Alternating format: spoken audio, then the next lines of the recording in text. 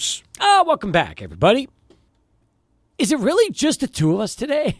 I'm looking at you going, no, wait a minute. There's nobody else here right now? Really? Where's Alberto? Where's Alberto? Where's Plundo? And I'm like, oh, my God, when was the last time it was just the two of us? It's been a while. Yeah, that's what happens when the summer ends and a new chapter begins, which is the fall athletic academic season, Steve. So you talk about academics. Well, Michael Plundo's heading off to Lubbock. He's already getting ready to head back over there. Final show was Friday, so we already missed him.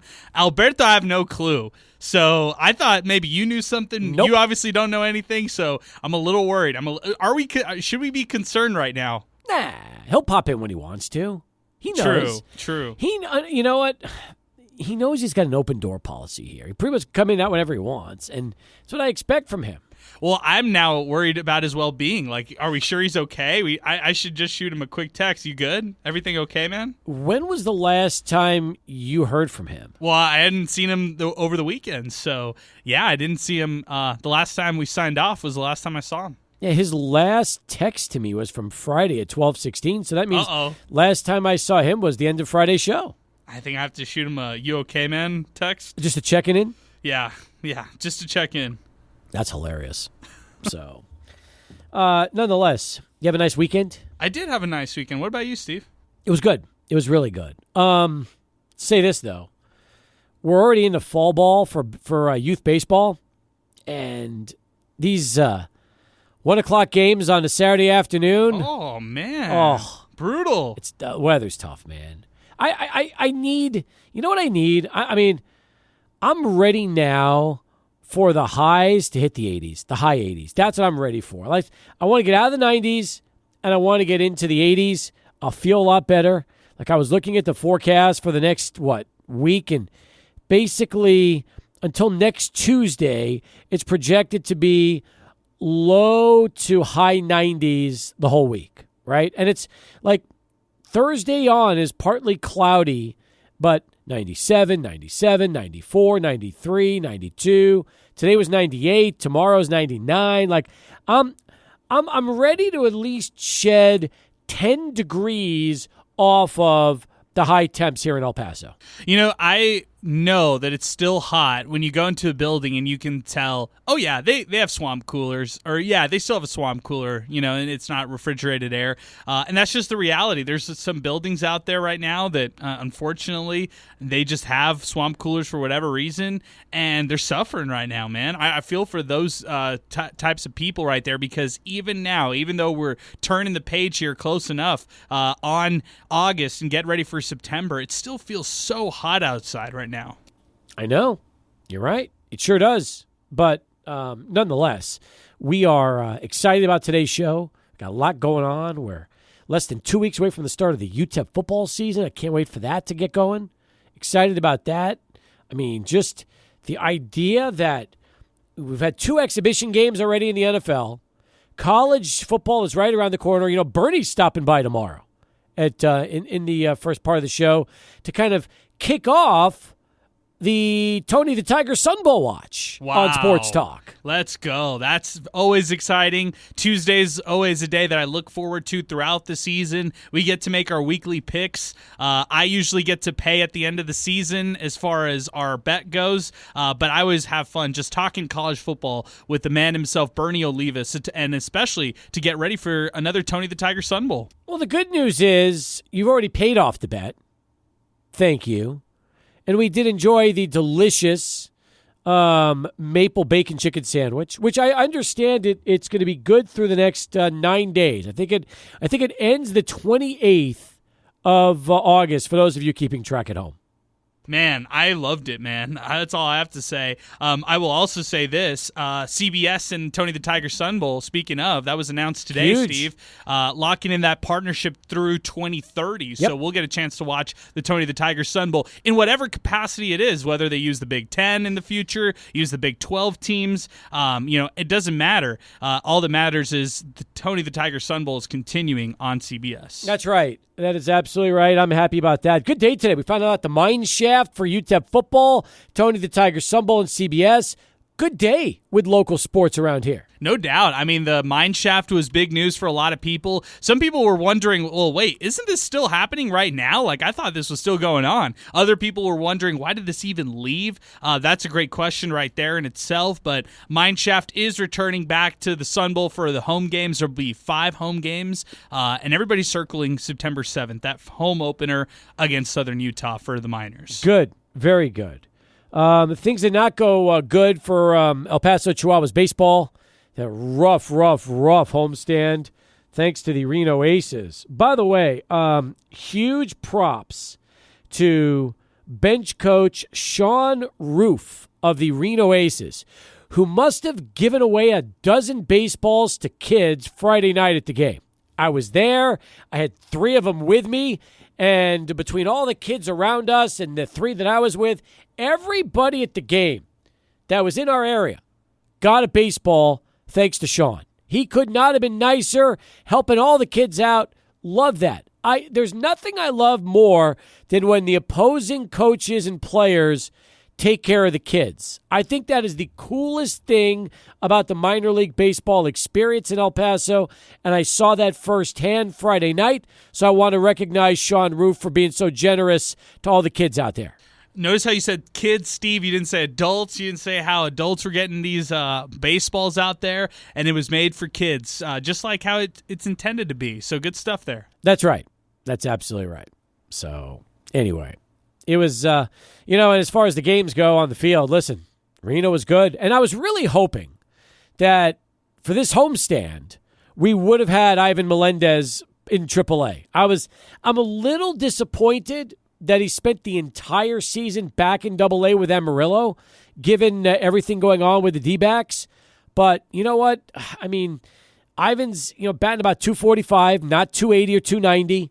He has got 18 home runs or 19 home runs, not 30. So the thing is that he's having a solid season in AA, but not the kind of year where you say to yourself, how is this guy not in AAA? So for Ivan, I'm just hoping that, he'll get a late season call-up. Otherwise, next year, we're probably going to be looking at Melendez making his debut with Reno. And it's always based on the club and what their priority is, right? So if the Diamondbacks are contending late, maybe Ivan gets a chance with some of these AAA teams knowing that other guys are going to be moved up, but vice versa. And conversely, if they're not in contention, if they are outside of that wild card spot and they're not really, motivated by closing out the season in a strong way, then maybe you don't see Ivan Melendez. So it just depends on the priority with the club for how we see him shift throughout the season. That's right. That's absolutely right.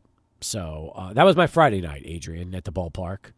And then, Saturday, Sunday, just a lot of different things going on, just a lot of stuff. Spent some time with family, which was nice.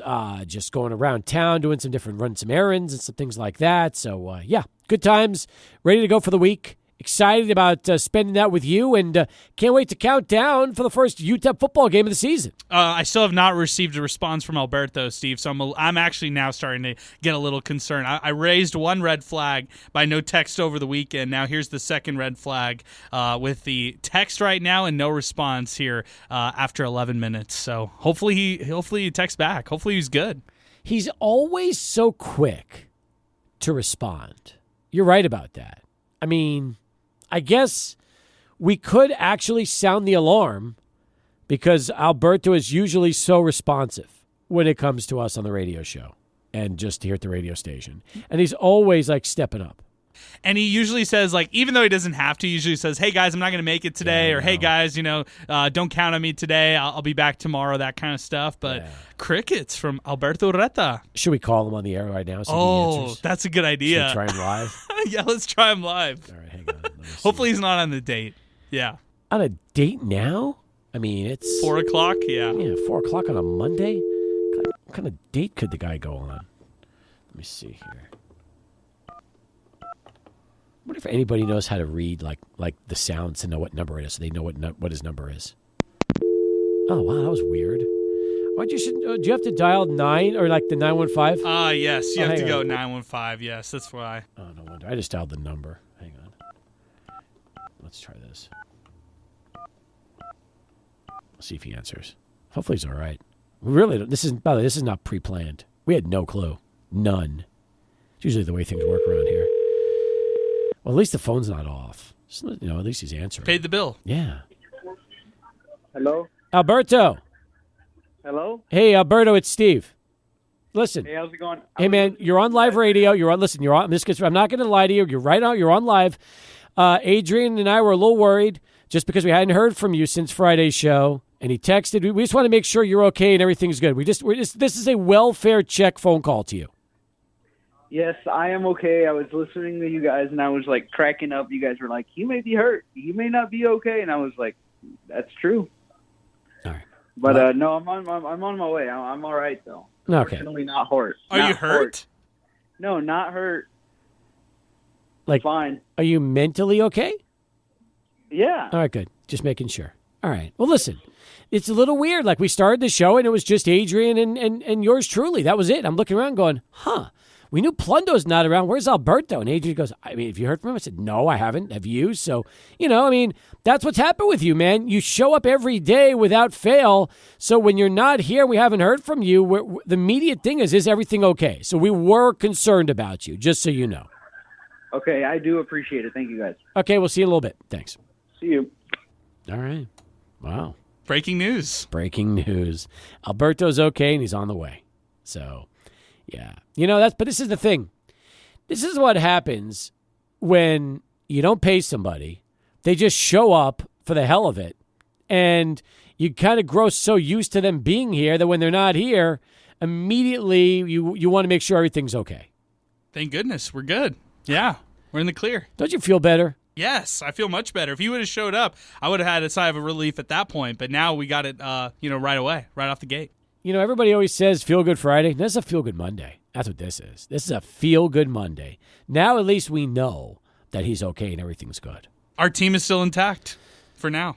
For now. That's right. Hey, did you watch the Cowboy game? Did you see? Yes. I watched the Aubrey 66-yarder live, and I'm telling you what, that kick could have been good from 76 yards. Right. I watched the Rams and Chargers day before. Cameron Dicker for the Chargers, who went to Texas, by the way, he had a monster field goal, and I was like, man, this is like field goal of the preseason. And then Aubrey broke that just hours later with the 66-yarder. Imagine this is a real game, right? Now this will give the Cowboys the understanding and just the knowing that they could actually attempt some of these longer field goals with Aubrey back there. So true. And I'm happy about that. Aubrey's got a great leg, though. He really does, and he's accurate.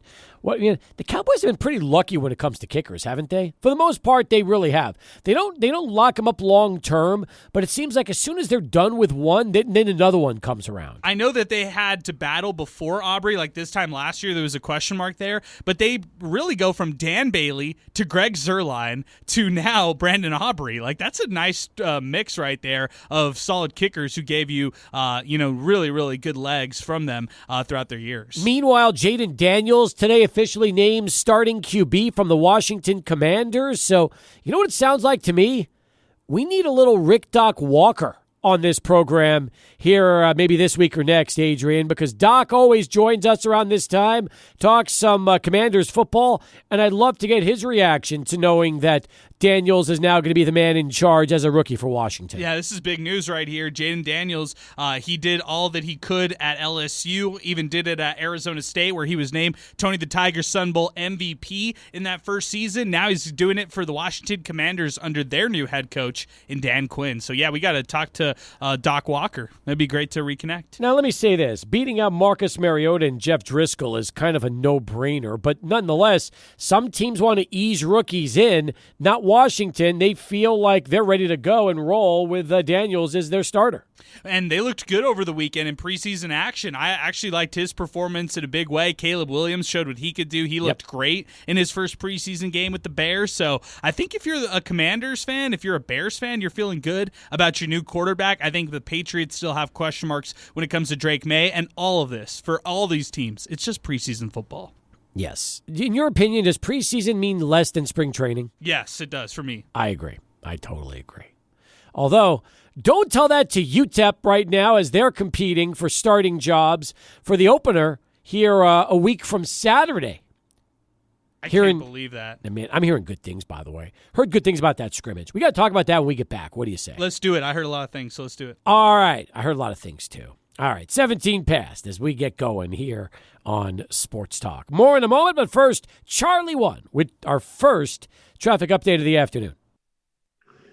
Stephen, the Paso Metro plays now. CC, how was that turnout at Via Verde on Saturday? It was magnificent, Steve. I don't think they ran out of those book vouchers right away. I bet they did. Shout out to our great partners at El Paso Community College. We're back at it this week. Little 5A action this week. We'll switch it up. Nice. Looking forward to that. Let's say hello to Daniel. He'll kick us off on the phones today. Daniel, what's happening, man? What's shaking? Not much. I'd like to talk some Chihuahuas. Sure. But first of all, I'd like to say that's very commendable. And that Reno coach should be given an award for generously handing out baseballs to children like that. Yeah, taking care of the kids that's my biggest thing with these games, and I was really happy they did that, man. I felt good about that, and again, that's what you want to do. So I'm happy that I'm happy that worked out.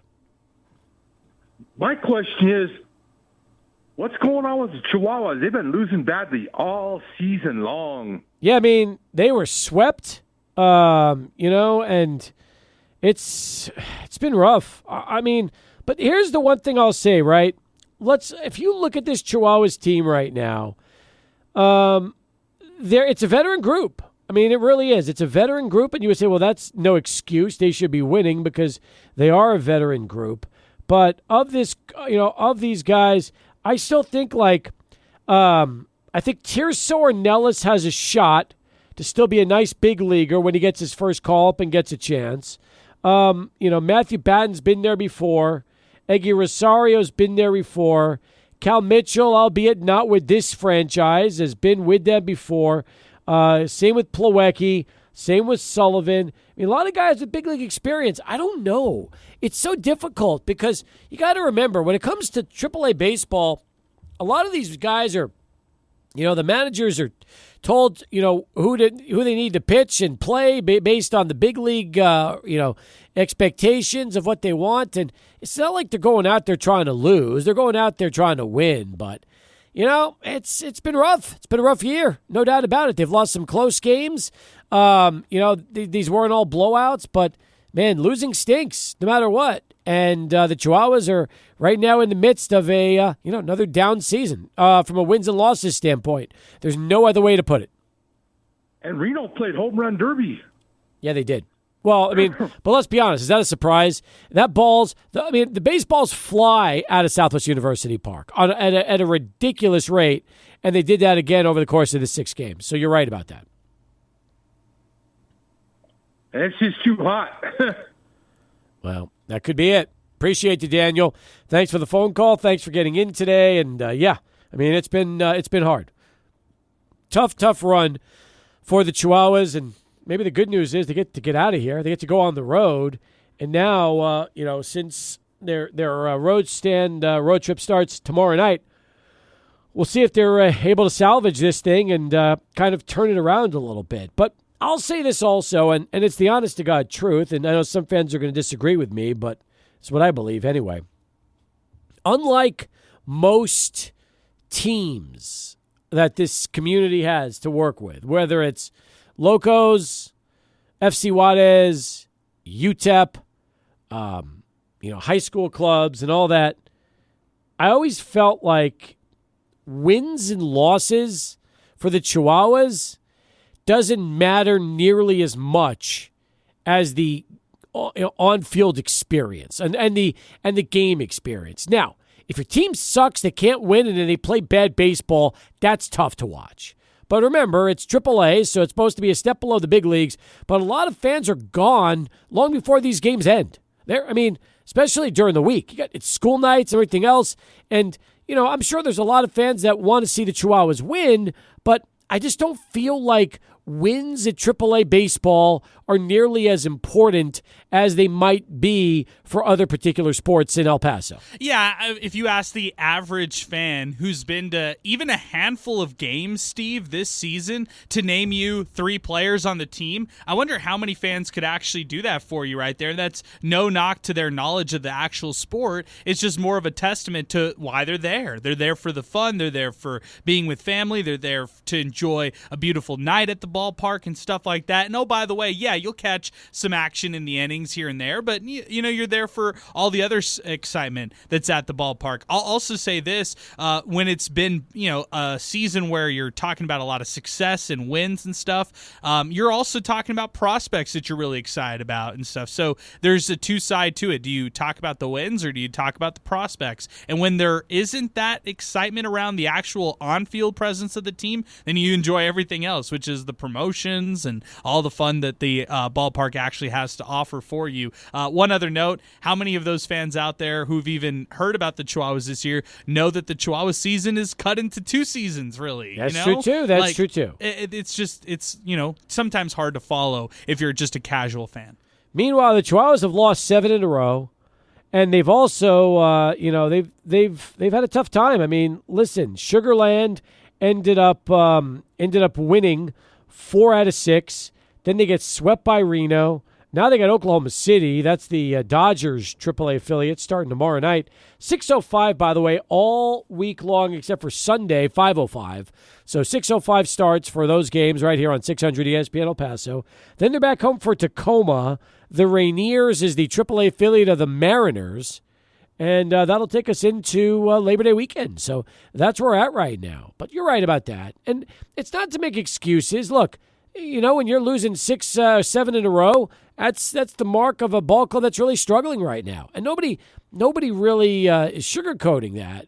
But the truth is that, when pitchers reach their pitch count, they're out of a game. It's not like AAA, you're going to try to throw a complete game and see who can get those wins. No, when you're hitting certain counts, no matter what the score is, no matter what's going on, they take you out. So AAA is a little different than the bigs in that regard. So Adrian, I've always felt like, you want to win, but to me, when it comes to AAA, winning is a bonus. That's the best way I can put it for AAA baseball versus the UTEP experience, or even Locomotive FC, which is a team where the roster is built by Mountain Star Sports. They sign the players, they put the roster together. Chihuahuas are built by the Padres. Padres are the ones that decide who goes up, who goes down, who they sign every season. And some years are going to be good, and other years are going to be clunkers. That's just how it works. They've won a league title before in 2016. That's why we made such a big deal when they won that league title that season. You talk about conference titles. They went back-to-back in 16 and 17. And then division titles. They just won one 2 seasons ago. So it's not like this team has a history of losing. It'd be on the complete opposite side. Usually this is a winning club right here, and they're just not necessarily winning, which is, like you said, a bonus in AAA baseball. Bottom of the hour as we continue here on Sports Talk. Adrian standing by with this update, and then we'll come back with more in a moment following Sports Center here on 600 ESPN El Paso. Adrian, thank you very much as we continue right now.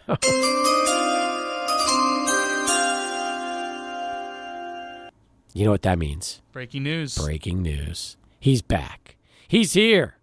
Alberto's in the house. Welcome back. We missed you. I missed you guys. It was a little late, but we're here. Back and better than ever.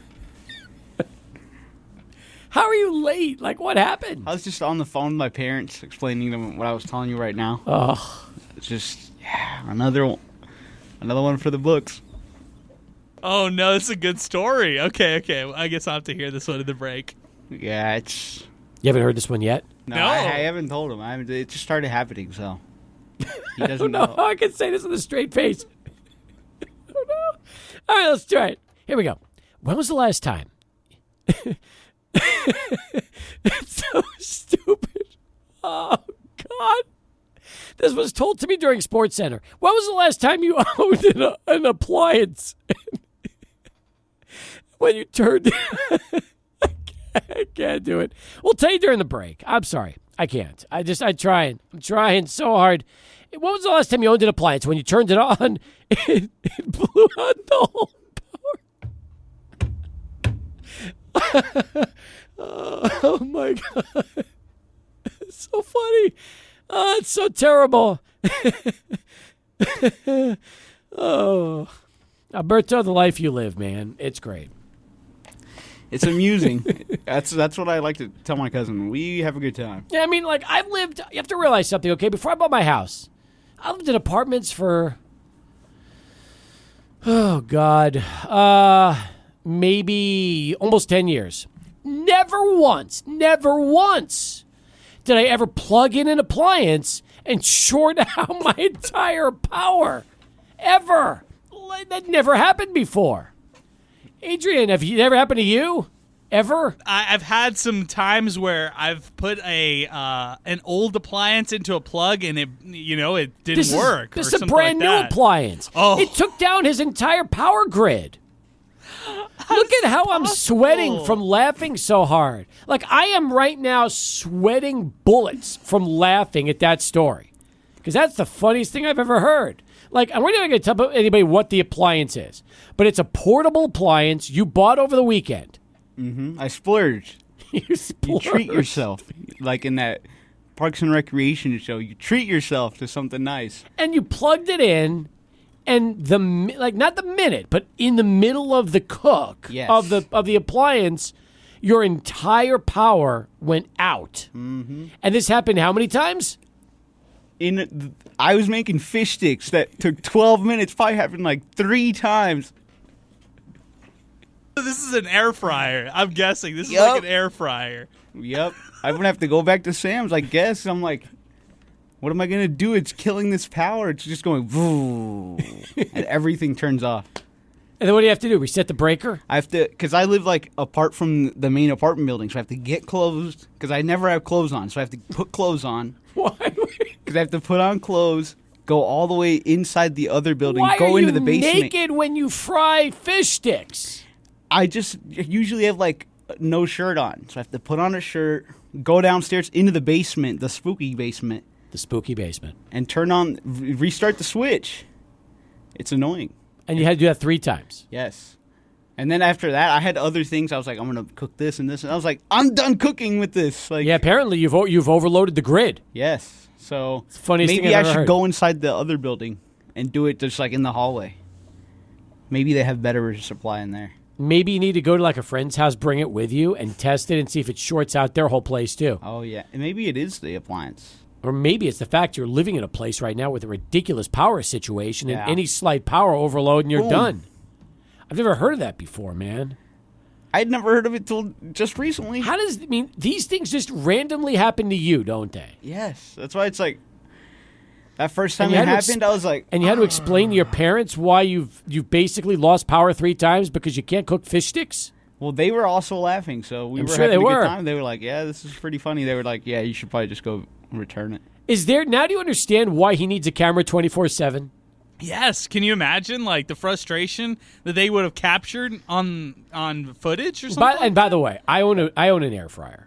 Love it. Me too. Absolutely love it. Well, but I mean, yours obviously is too powerful for your setup. Yeah, it's over. I mean, when you turn on the TV, after a while, does it short out your whole place? Nothing ever happens. This is the first time. Yeah, so it's like, and the thing stops working, and then all your power goes out at the same time. Everything, AC, everything.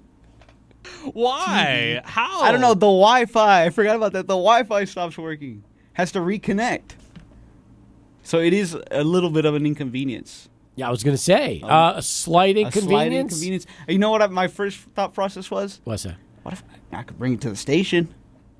I was like, I can bring it to the station. Yeah, you want to take the whole building down, don't you? I was like, you want to test it and see if maybe you could take all 3 radio stations off the grid with you with this air fryer from hell. No, I just thought, you know what? I could just use it from here. Oh, I thought you wanted to bring my stuff here. I thought you wanted to see if the air fryer would would it do that kind of damage and maybe take down the stations, which would be wild. We're protected, well protected too. So can you believe that there's somebody on the line that actually has a similar story like yours? Okay, let's see. 5 points, guy. He apparently has experience what you're experiencing. 5 Points Guy, what was your story? I was in the middle of taking a shower, Steve, getting ready for work about maybe 7:15, 7:10 in the morning. All of a sudden, I lose power. And I live in an old townhome, right? Alberto lives like 6 minutes from me. My building's like 107 years old. I live in historic Montana area. But I'm renting from a friend, right? He takes really good care of us. But anyways, I'm taking a shower and I lose electricity. I'm fully naked, right? So I'm like, I kind of peek out into the hallway to see if the light's on in the hallway, and it is. And I'm like, darn it.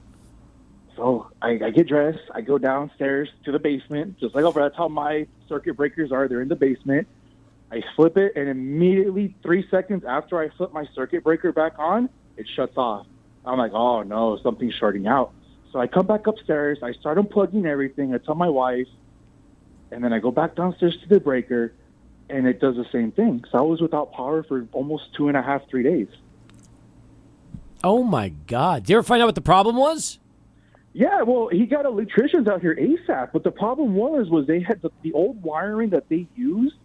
It was wrapped like in some type of like vinyl mesh that was the shielding of the wire, and that vinyl shielding mesh was just so old.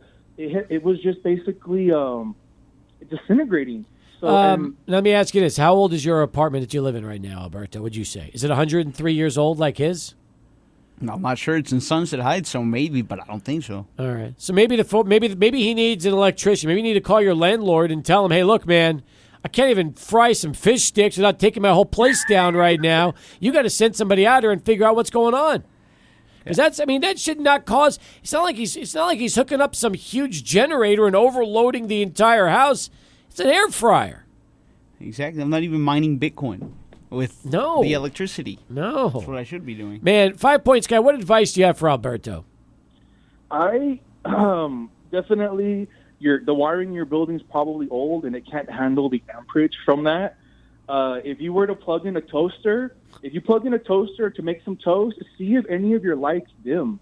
If your lights are dimming, then that probably just means you're just old wiring. It can't hire the amperage, or it's just, copper gets old and it becomes less conductive over time. So we have to, smelt it down and refine it and make it again, recycle it. I mean, you can borrow my landlord's electrician. He was pretty good. He got me up and running, and don't think I was without power completely for 2 days, Steve. Trust me. I ran an extension cord from the garage here to my unit, and I was still able to get everything. And I have window units, so we had it was like I didn't experience it fully, but still it was an inconvenience. 5 Points Guy, thanks for sharing that story. And appreciate that. And Alberto, maybe that's what you need to do. Get in touch with 5 Points Guy, get his electrician, talk to your landlord. Is your landlord at least compassionate enough to try to help you when you're dealing with this? She is. She does care, so. That's good. That's good. I'm happy she cares. I mean, that's important. Sometimes they don't. That's why it's important they do some. That's true, too. So, all right. Anyway, good story, man. Appreciate that. That's you always come with a zinger, man. And apparently this just happened. So, breaking news here on the Sports Talk as we continue on the program. All right. At least your car's running. Yeah. That's true. Right? It's important. It is. All right. It's a All right. We'll come back. More in a moment. 42 past 600 ESPN El Paso. Back here on Sports Talk, 49 past the hour as we continue. This in on Twitter and X from Enrique Ortiz. Roberto, he says. Not Alberto, Roberto. Have you ever been confused for a Roberto before? It happens regularly. I'm sure it does. Roberto, if your apartment is mainly electric, you're probably using too many appliances.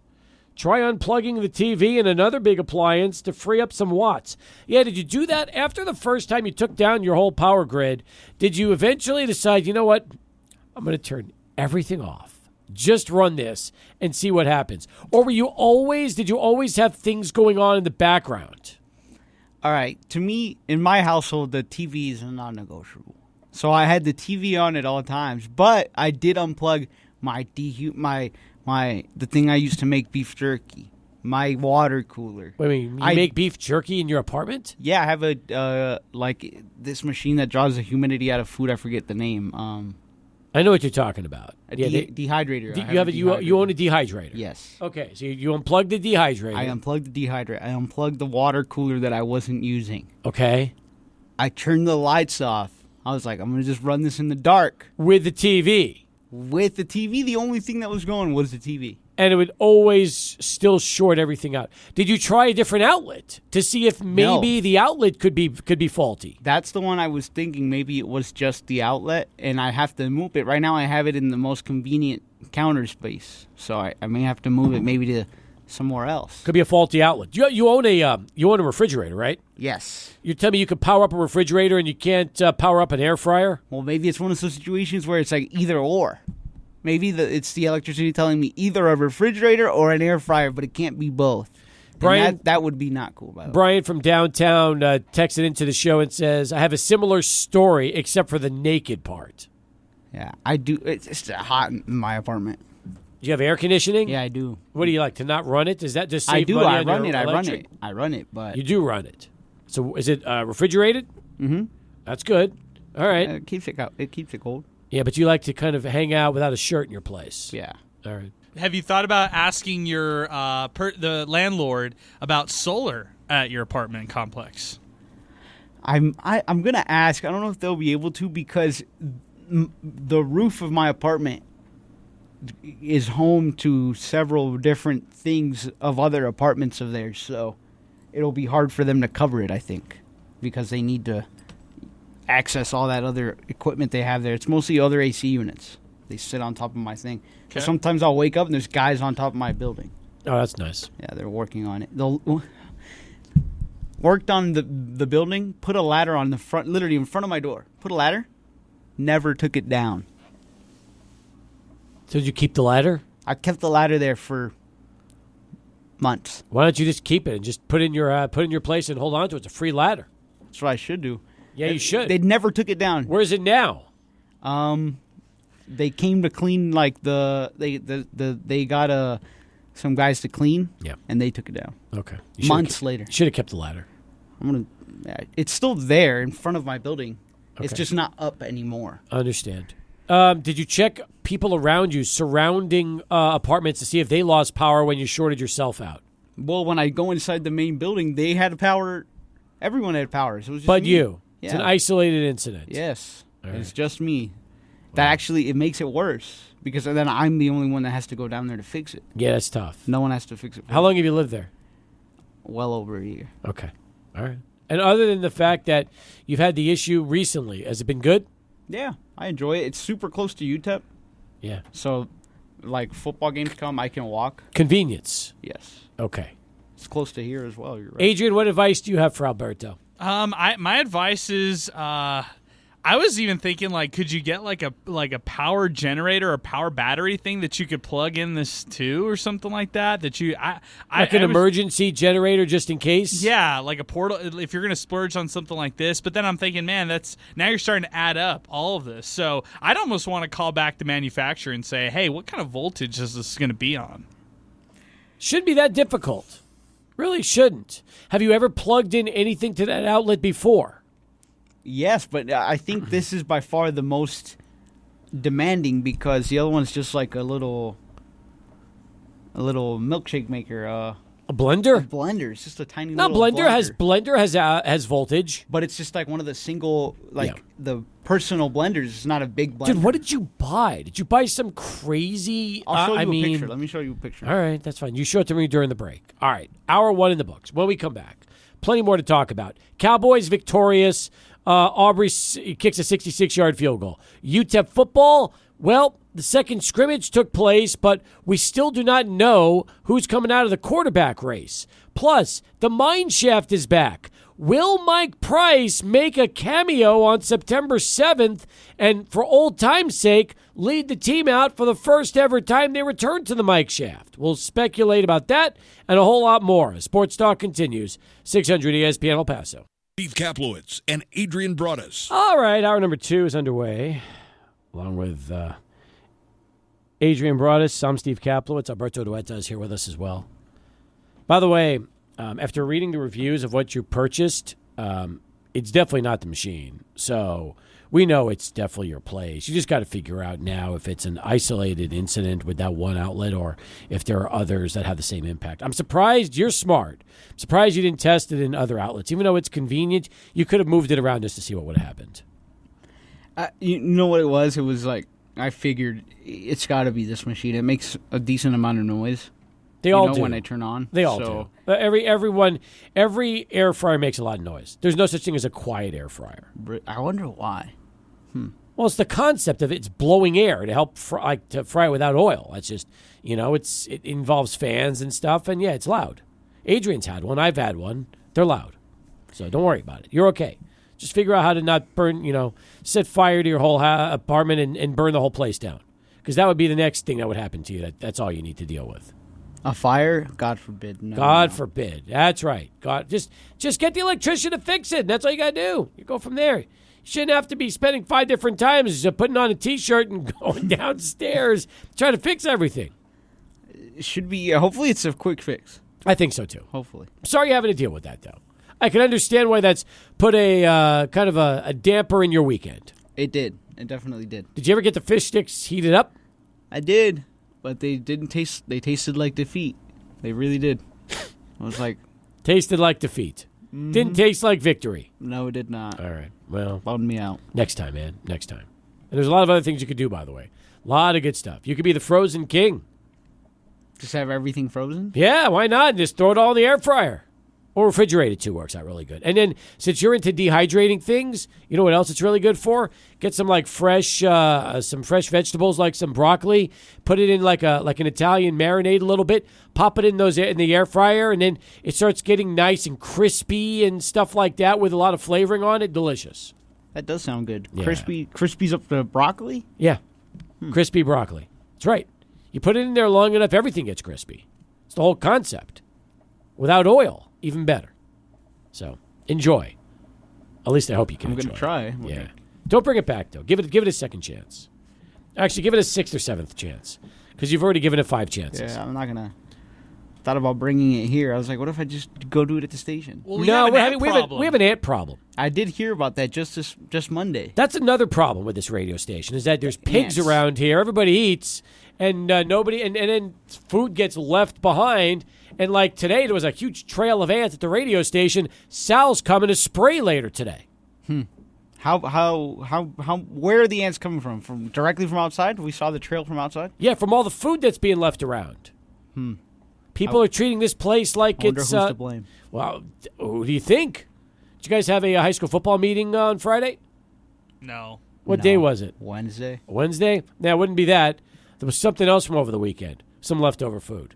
That proved more damage than anything else. Yeah, people will work over the weekend. They'll bring some food inside. Maybe it's some crew from the Chihuahuas. Maybe it's our crew from, KLAQ in the overnights or the, mornings and stuff like that. But yeah, a lot of food in this building. Yeah, and people don't clean up around here. We get some slobs. I'm not going to lie to you. There's some slobs in this building. So this morning, ants everywhere. In the kitchen. They were even trying to get to the coffee maker.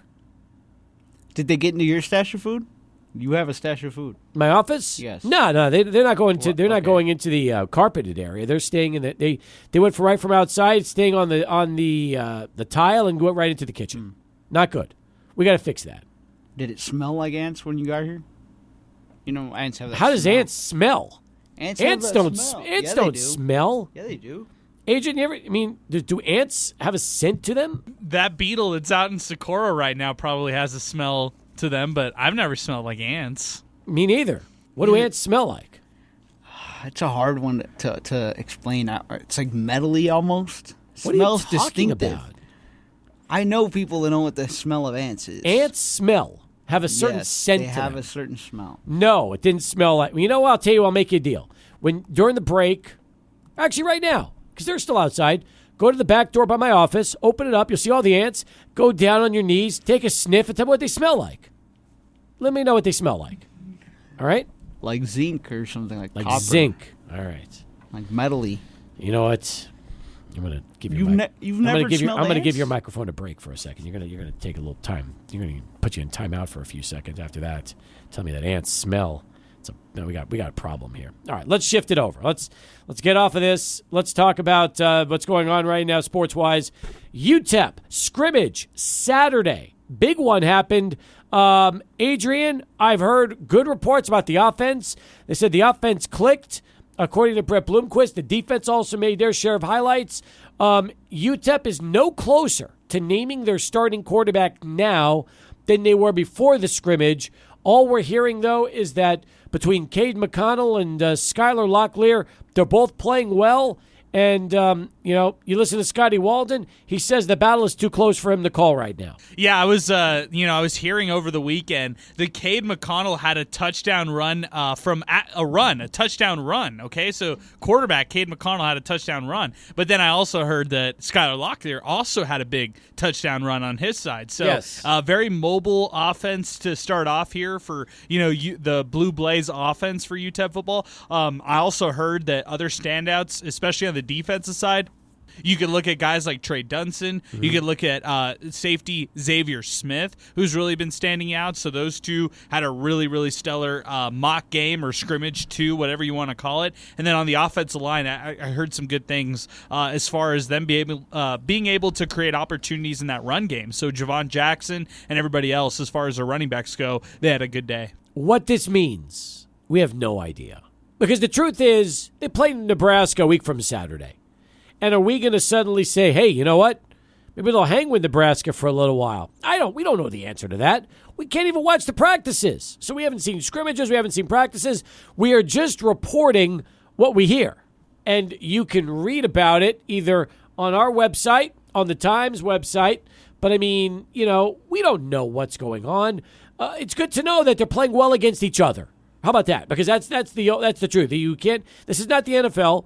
You can't bring in other colleges to scrimmage against. So all we know is they're practicing against each other, and the offense and defense are both making big plays, which I guess it's good news. It's better than having sloppy scrimmages or turnover-filled scrimmages or scrimmages where they don't move the ball. So, Adrian, again, I've always felt that in fall camp, it's impossible to know what, 3 or 4 weeks worth of practice will do until we see what they can actually do against an opponent not wearing orange and blue come August the 31st. Okay, to all our listeners, here's the PSA for everybody out there. So we have, number one, we've tempered expectations for this season's start. We've said that time and time again for all our coverage for UTEP football. We've tempered the expectations in a huge, huge way. Have to. And with this, especially how loaded the schedule is on the front side, it's really important to temper those expectations. With all that being said,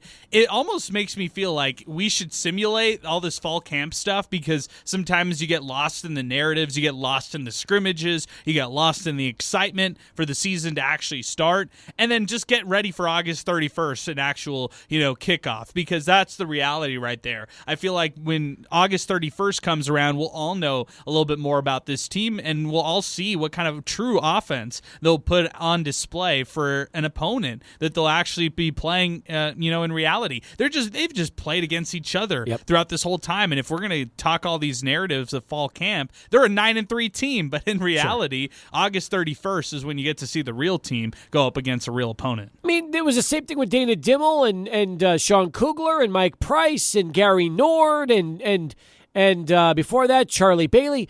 Understand this, though, okay? In all the years I've covered UTEP, which goes back to 95, this is the first time that they have practiced both spring and fall, and we have not been allowed to watch when they actually, have competition. Not just, we're not talking individual workouts. We're talking all the team stuff.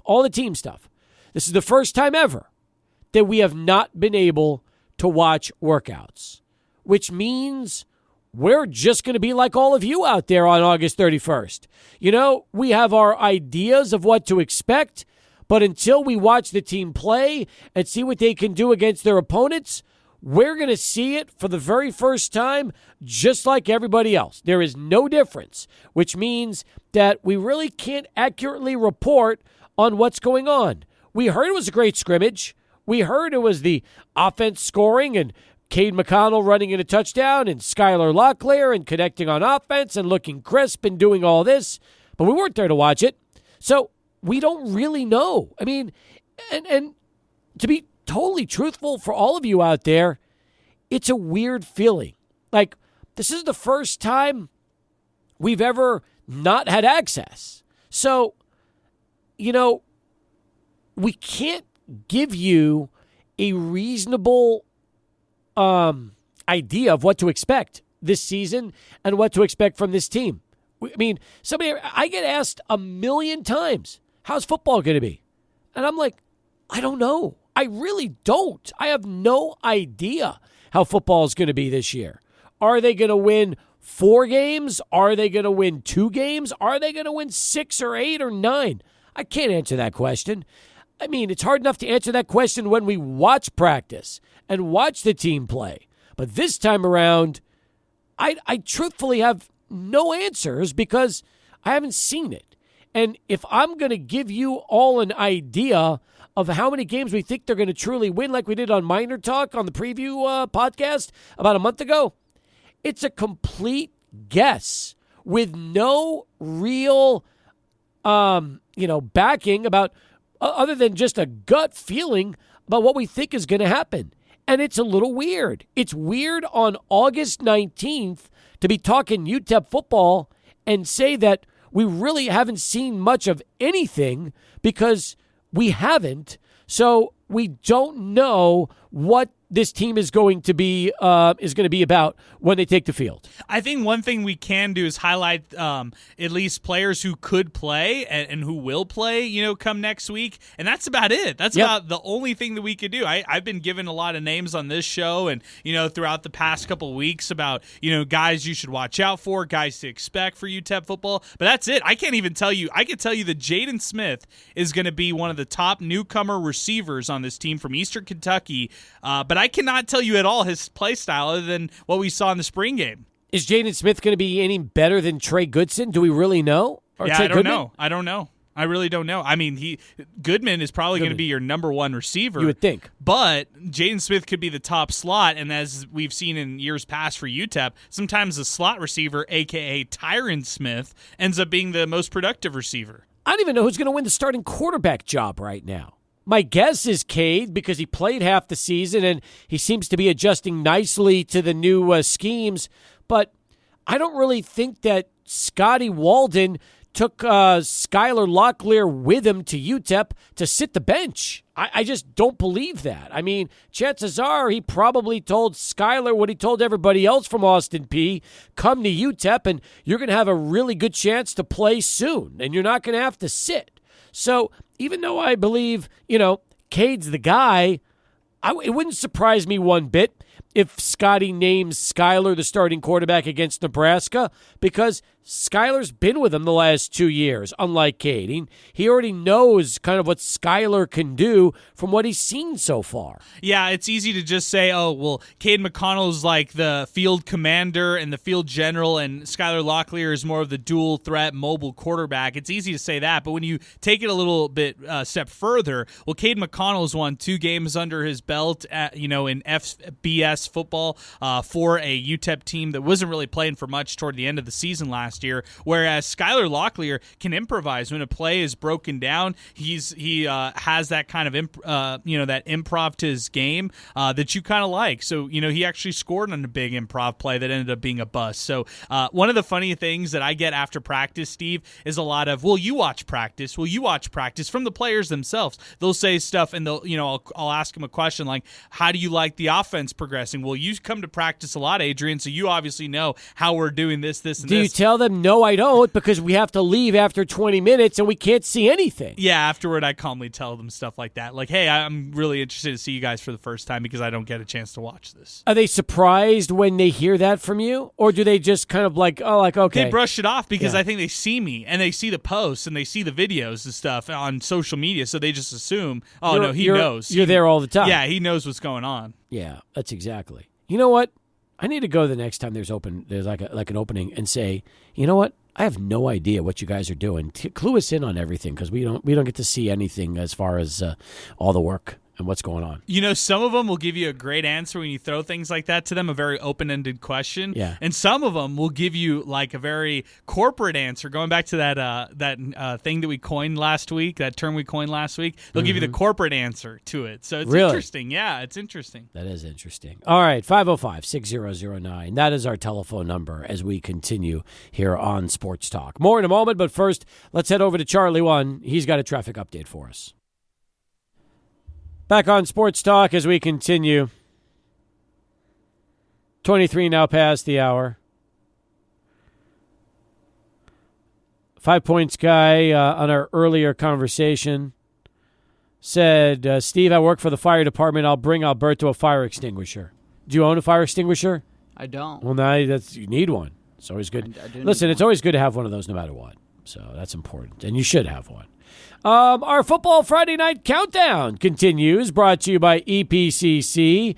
Excited about our next team we get to talk about, and that is Americas. Before we get into Americas, though, it's important we mention from our sponsor, El Paso Community College, that they had a very successful event this past Saturday, and now they have extended hours. That is also very important. You can register at the Valle Verde campus, 919 Hunter Drive. We are talking about weekdays until 7 p.m. That's right, 7 p.m., and that is through Saturday of next week.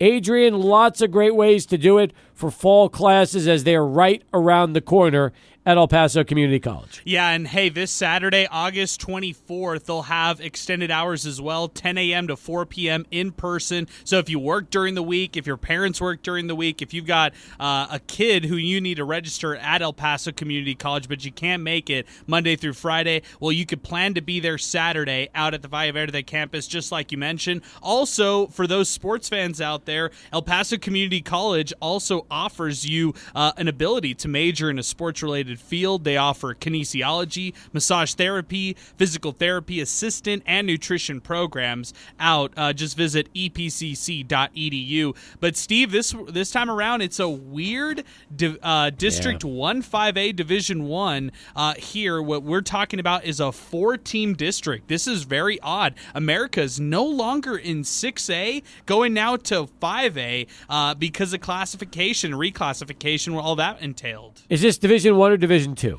I'm sorry, this is Division 1, so this is 1-5A Division 1. Got it. And by the way, you're right, because this is a district that features El Dorado, Parkland, Bel Air, and Americas. That's it. 4 teams. Is this the smallest division in a district we've ever had for high school football? In El Paso, Yes. to my understanding, yes. Although last year, I think, or a couple years ago, Steve, they also had a 4-team district. I can't remember exactly which one. I believe it was a 5A as well. But yeah, these are always weird. All 4 make it right away by default. So I don't love that right there as far as that goes. And then I heard that they're playing every team twice, as far as district play. It's just you have to do that kind of stuff to fill your schedule. Yeah, so you're talking about, right, 6 games. That's got to be unprecedented because you think about that, you're playing essentially home and home against everybody. Now, for Noe Robles, you're dealing with a team that only has 4 back on offense and 5 on defense. So only 9 out of 22 returners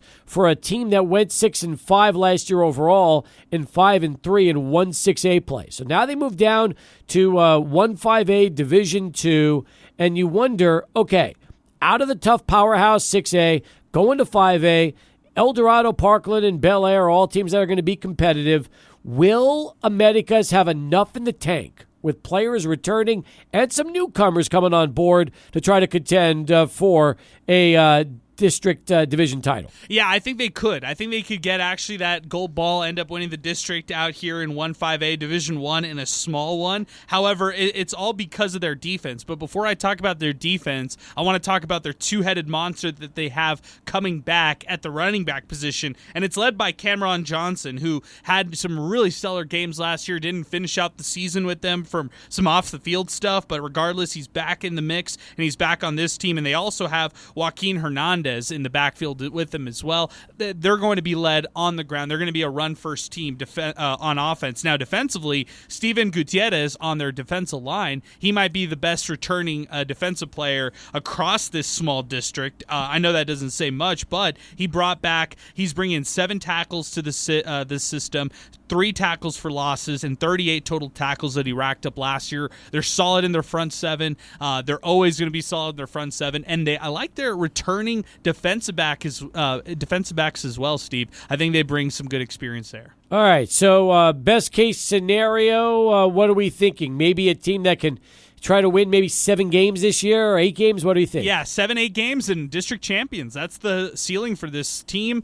Floor, they're still making the playoffs. So regardless of the record, they're still getting into postseason play. I think, honestly, their floor really, in my opinion, is second place. I think that this is a good America's team that could have also made postseason in 1-6A, but now they have an opportunity to win the district here in 1-5A. We will continue our 1-5A Division I preview tomorrow and all week long as we get you ready for Football Friday night. Again, our fall football countdown is brought to you by El Paso Community College as we approach the bottom of the hour here on the show.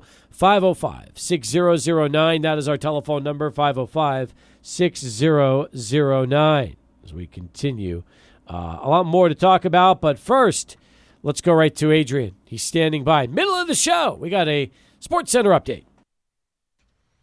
So we keep things moving. Line ringing in, 505-6009. That is our telephone number, 505-6009. Get you right on in and through to the program. Yeah, that's a bad break for Braves fans, losing Austin Riley for 6 to 8 weeks. I mean, this is a team that's barely hanging on by a thread, trying to survive and get into the wild card right now. In fact, you look at the way they've played. They've played well. They've won their last 2, 6 of their last 10.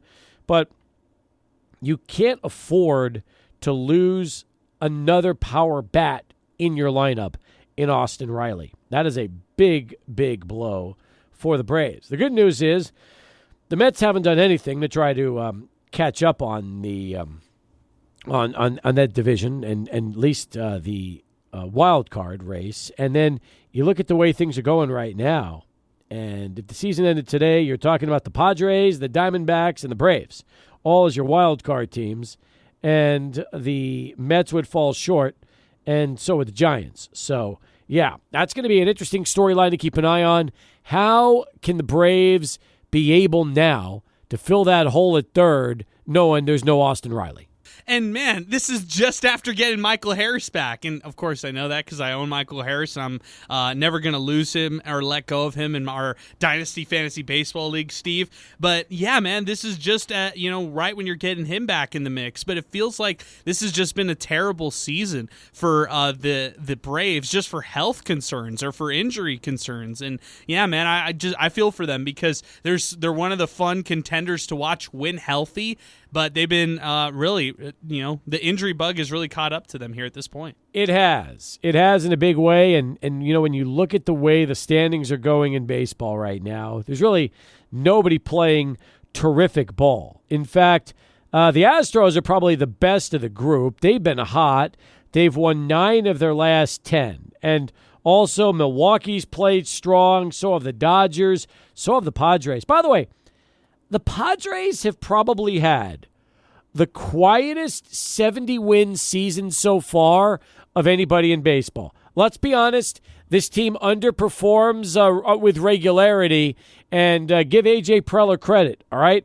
He traded away his farm system for bullpen to solidify the bullpen, and they're only 3 back of the Dodgers right now, 70-55. They got a game lead over the Diamondbacks. In fact, the Padres, as of now, have the top wild card spot if the season ended today, and they don't even have Fernando Tatis Jr. back. They've been doing all of this without Tatis, and that's also because of David Peralta, who they brought on board, and Peralta has had time after time clutch hit after clutch hit. So very impressed with the Padres this year. I did not expect a team 15 over 500, and that's, remember, they not only without Tatis, They just got Musgrove back. They've been without him. They've been without Darvish. I mean, it is amazing what the Padres have done with all of the players that they've been without this season. And you could really credit this to their hitting, Steve. They actually have the best batting average in Major League Baseball right now as of today. 266 is their overall batting average as a team. They're also top 10 in on-base percentage, slugging percentage, and runs. So if you're top 10 in all your hitting categories and your kind of makeshift rotation as far as your pitching goes is getting it done for you, then things are going well for you for the Padres. It's the no-namers, man. Yep. It's Jurickson Profar who's doing this. It's Ha-Sung Kim who's coming up clutch for them, and stuff he got like hurt. that. He Right. jammed his shoulder sliding into second yesterday, so he could be out right now. That's the interesting thing about the Padres is they're losing guys. Well, one of the guys who they haven't lost is Luis Campusano, who's actually been providing a nice spark for them, too. So they're getting good stuff from some of the, I would say, non-household names. That way, when Fernando Tatis Jr. comes back, he could take the crown back and really help them out in a big way. Well, I'll say this. Luis Arias has been amazing.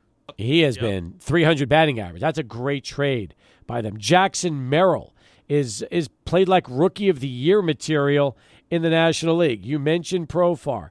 Very quietly, Manny Machado is having his usual 270, 20 home runs, 70 RBI type of season. It's been a pretty good bounce-back year from Cronenworth. I mean, that's, there, and Xander Bogaerts is batting 270. The bats have come alive, and don't forget about Matt Waldron, the former Chihuahua, and how he's pitched in the rotation. I mean, they've gotten the breaks this year. Yeah, even Michael King, he's done pretty well for them. Dylan Cease, Steve, I think he was somebody who I think people had kind of on the fringe. Does he continue and have more success with San Diego, or does he start to struggle in this next era of his career? And he's been pretty solid all season long. So, Very true. Padres are kind of getting it done, doing what it takes to be in contention, to be, at this form. You just hope that they're not as injury-riddled toward the end of the season so they can make a legit run. All right. So anyway, you want to talk baseball with us? We could talk about that with you. 505-6009. That is our telephone number. Also, super excited to hear the news that Minor Talk will be back at the District again this year. We had terrific shows from the District last year. We did some Sports Talk Lives. We had some Minor Talk Lives. Great to know that you will be hosting a UTEP watch party for the Nebraska game a week from Saturday. Yeah, I mean, Minor Talk is taking it to another level this year, Steve. We've got a new title sponsor. We've already talked the Win the West t-shirts. We're announcing the District back with us, 3233 North Mesa. They do it all for, every kind of sport. And by the way, they wanted me to let everybody know that for the day game coming next week for baseball, they are the spot to go to. That's the District, 3233 North Mesa. They'll have one of our friends, Johnny Cage, DJing right after the baseball game. So after you're done out there downtown, you can make your way over by the university, have some fun out at the District, either before the game or after the game. That's for that day baseball game coming next Wednesday. Excellent. Love that. Yeah, that's right. Day baseball next Wednesday. The final Wednesdays and Sundays are now going to be day baseball in El Paso. That's exciting, especially for Sunday games, too. Get out up there to the West Star Club, watch a little baseball, and then maybe catch a little NFL action while you're up there in some September games. There you go. And by the way, it's only supposed to be 90 next Wednesday. We're getting a cold front coming in El Paso. There you go. For all the people who are upstairs, they'll get a chance to be away from that 90-degree weather. Good. 505-6009. That is our telephone number as we continue here on Sports Talk. All right, when we come back, NFL preseason, another week in the books. More fallout from games going on. Are they meaningless? Are they as meaningless as spring training, preseason NBA, and all the other preseason out there? Or when you watch these games, do you follow very closely as fans? Well, we'll tell you about what's happened after this past weekend and which jobs have been cleared up and which ones are still up in the air. So stay with us. Sports Talk continues. 600 ESPN El Paso. Adrian will be live at the District. We're going to have it for you on our partner station, 95.5 The Q. And looking forward to what we hope is a really good start to the season for UTEP football and for Minor fans out there. A lot of excitement, a lot of optimism. We talked about this team earlier. as much as we want to give you the insight behind fall practice, it's a little tough and challenging to do that when you're not able to watch any of the opportunities that are being given to the players. They call those opportunities, right? Yeah, it's not practice, Steve. You can't call it fall practice. You can't call it fall camp. You got to call it opportunities. Well, we don't have any much in terms of opportunities. We have opportunities to interview players after these opportunities when the situation presents itself. And then you get a chance to watch the first 10, 15, 20 minutes of individual workouts. I did that once. I was there. I watched. I had no idea what I was watching. I mean, seriously, I was watching stretching.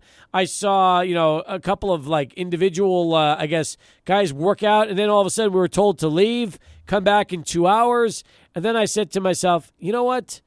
I'm not really sure how beneficial getting here to watch 15 or 20 minutes of individual drills really is. So I haven't been back since, but I want to go after these practices to at least try to find out what's going on. In fact, that's going to be my question, is to tell all these players, look, we're not able to watch your opportunities. So tell us what's happening. What's the situation? So maybe players can inform us on what's going on. Yeah, I think you'll have opportunities to talk with post players after their opportunity starting tomorrow all the way through Friday. So tomorrow will be the next opportunity? That's right. Well, opportunity knocks, and when it does, we need to be there for that.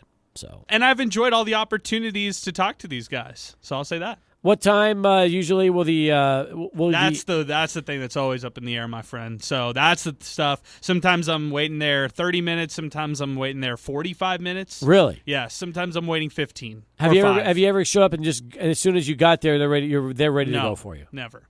What time are you supposed to be there? 11? No. So usually they start things off 10:30. Okay. They'll usually end around 12:30-ish. So sometimes that's 1, sometimes that's 1:30 if they've got a guest speaker or something like that. So yeah, man, that's so they're going right in that. That's also the hotter part of the morning. I mean, they're not working out at 7 or 8 o'clock in the morning. They're working out later than that. I feel like sometimes I'll go and get a nice little tan out at UTEP football opportunities. In fact, I've got a Apple Watch tan, Steve, so you could tell where my Apple Watch is based off the tan. You're making the most of your opportunities, what you're telling me. Yeah, the opportunity has afforded me nicely. That's good. Well, congratulations. You do look a little more golden than normal. Now I know why. It's been a nice opportunity to get tan.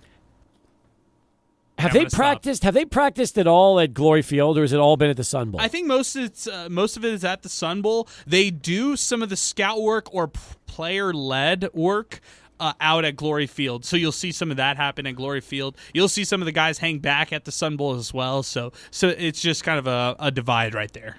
Okay, that's fair. And by the way, another question I have is this, okay? It's impossible for you to answer this question because you have not been there to watch the opportunities. But that being said, do you feel good that half of the starting positions have already been decided? Or do you think that there's still more than half of the starting spots up for grabs with less than 2 weeks to go here in fall camp? I would say they're about 85% done. If you really gave some truth serum to Scotty Walden and asked him about starters, they're about 85% certain on who's going to be the day one starter and who's not. So I think that would tell you one of two things. Either A, they feel good about their ones and twos to the point where they can actually put these guys in pen versus pencil, or B, on the flip side, they just don't know if they have as much depth, so they're going with the guy either with experience who's been there before or who they're comfortable with at that position. Do you feel like he already has his answer for the starting quarterback job? No, I think that's probably genuine. Yeah, I would say that's genuine. I think that this is going down to the bitter end. I do, as far as game week goes. I think after this week, you kind of have to have in the back of your head the guy that you're going to go with, though. So next Monday, we'll have our first weekly press conference with Coach Walden, okay? That's correct. Do you think we will have a starter decided by Monday? I'm going to say no for just by the, saying stuff and talking about the press conference and all that kind of stuff. But don't you have to work out with the ones on game week just to try to get a sense of how things are going? I mean, or do you think that, that's another question is, do you really think they're going to split the two up with the ones that entire week and then not decide until Friday or Saturday? Or do you think they'll prepare with a starter in mind? I've been told that they stagger who goes with the ones on a day-to-day basis. So Cade might get 2 days worth of going with the ones and playing with the starters. And then Skyler will flip over on the next 2 days and get those 2 days as being the starter with the ones. And they'll flip back and forth based off that. I heard in the scrimmage here in this recent scrimmage that it was also split the same way. So both of them had an opportunity to go with the ones, go with the twos, and see what they could do with those two units. I'm so fascinated by this battle. I really am. I'm fascinated for so many different ways because as much as you would think that the incumbent who has played with, this team in 6 games last season would be the favorite to win the job, you could almost flip that around and say that even though he's never really played Division I football, the favorite is the guy that knows the system, knows the coach, and spent the last 2 years being groomed for this at Austin Peay, and now is potentially going to have that chance here with UTEP. Yeah, it's a good point, right? Because on one side, you could say, hey, the first game, you just write it off. Like maybe one quarterback does a terrible job, and then the next game, they decide to go with the other one just because of how much Scotty Walden is talking about how close these two are. So if there's really that neck and neck as far as the competition goes, maybe you can interchange these two quarterbacks out between each other and not really have a big drop-off for competition sakes. I'll say this, though. Even if one struggles, whoever gets the job struggles against Nebraska, it would almost defeat the purpose and taking them out and putting the other one in, because all you're doing there is killing their confidence. Like, you've spent the entire spring and fall to try and win the job. You finally get it. And if you start out slow against Nebraska and struggle, and let's just say you're down big, and all of a sudden you get taken out for the other guy, the message that's sent is, well, we're still kind of trying to evaluate the situation even in the first game of the season. And I don't know if that's fair. I don't think that's necessarily fair whatsoever. I also feel like when you're trying to evaluate the quarterback competition, you might have to just live with it for a while. Live with it for like a month and then make a decision after the fact if you really want to change things there. You would think that if you've spent this much time, right, even if it's a close race, but if you spent this much time and you finally committed to somebody, one thing Scotty Walden told us was he's not looking to alternate quarterbacks. He wants to choose one and go with that quarterback, and he's not looking to make a move. To your point about not flipping quarterbacks after the first game, they've also never beaten a Power 5 team. So Ever. There you go. Yeah, I mean, you shouldn't have that high expectations going into Nebraska. Good point. All right, 2 down, 1 to go. Stay with us, folks. We got more coming up in our 6 o'clock hour. I promised you some fallout from week 2 of the NFL preseason. We'll get to all of that. Phone calls, 505-6009, and the Dallas Cowboys update with Christy Scales. It's all coming up right here, 600 ESPN El Paso. And Adrian Broadus. All right, so we've got 1 hour to go here on Sports Talk. Oh, yes, by the way, Alberto Dueta is also with us right now. You're wearing your Raiders cap despite the loss to the Cowboys over the weekend. Yes, I like the cursive print on it. That is cool. It's nice. It's a throwback. Yeah, I like it. It's simple. Yep, I used to see that with Los Angeles above it, but you just have Raiders. Yeah, the Los Angeles ones, those can go for a pretty penny if you have the originals. Oh, so instead you just got yourself a generic Raiders cap? Yeah, I got this back when I worked at Lids. Oh, it's a legit Raiders cap. It's not said. It's not a fake. Nope. All right. It's good stuff, man. Good for you. But they're not your team. You are a Steelers fan. Most Steeler fans don't like Raiders because they have the history. Yeah, I know. I put all the beef aside. But, I mean, look, Steelers fans are extremely lucky. I don't like to hate on teams that aren't as lucky. I understand. If you're just joining us, folks, we've talked a lot of topics today on the program. We've talked Chihuahuas. We haven't talked Locos, but we talked Chihuahuas. We've talked UTEP, a lot of UTEP, extensive minor conversation here on the program today. We've talked some baseball. We've also talked about Alberto's situation with his air fryer and how it basically cut off power to his house not once, not twice, but 5 different times as he was trying to heat up his fish. So he never got a chance to do that. Now I'm worried if he brings it to the station, we actually have to use our backup generator just in case. We have an engineer on site, and that way we'll be good. By the way, I checked the wattage. You should be fine. You should be fine. This should not be. There's no reason why running an air fryer, a simple air fryer at that, should do any kind of damage to your house. So as far as we're concerned, this is an electrical issue. This is a wiring issue. This is a situation that you need to get resolved soon. Otherwise, you're going to have to be spending lots of opportunities trying to put power back in your place. That's the last thing I want to do. I want to get it solved, taken care of, so I don't have to keep thinking about it. Prior to the situation with the air fryer, do you have a good weekend? Yeah, it was a great weekend. Before my power started going out yesterday. Okay. Oh, that was yesterday. Yep. Saturday was good? Saturday, yeah. Happened both days, Steve. Happened Saturday, and then I finished. I was like, I'm not doing this anymore. And then I turned it on again Sunday, and it started happening again. I was like, yeah, it's definitely this thing. You should have switched outlets, though. I am disappointed in you. You're not smart. switching And because if you've got one issue, the first thing I'm going to do is see if there's, that way at least you can narrow the issue down to the cause, the root problem. I'll go home today, switch outlets, and I'll see if the power goes out, and I'll see if I can get it on video. All right, there you go. Do that. Get the full effect. Please, that'd be perfect. I would love that. We also learned, we didn't volunteer this information, but Alberto told us he does not wear clothes in his house. Yeah, it's hard. I like to be free. I've never been much of a shirt wearer or anything, but yeah. Thank you for wearing shirts to the station. Yeah, that's exactly. All I need is for you to walk in here shirtless, and we'd be concerned about you. We didn't even know where you were. We called you today because we were worried about your whereabouts. Now we know why you didn't pick up the phone. You probably didn't even have power when we called you. That's right. Looking for my phone like when Velma drops her glasses. I understand. It's a problem. Big problem. Week 2 of the NFL preseason. Let's talk about this, guys. Starting off with the Eagles-Patriots game. Eagles beat the Pats 14-13.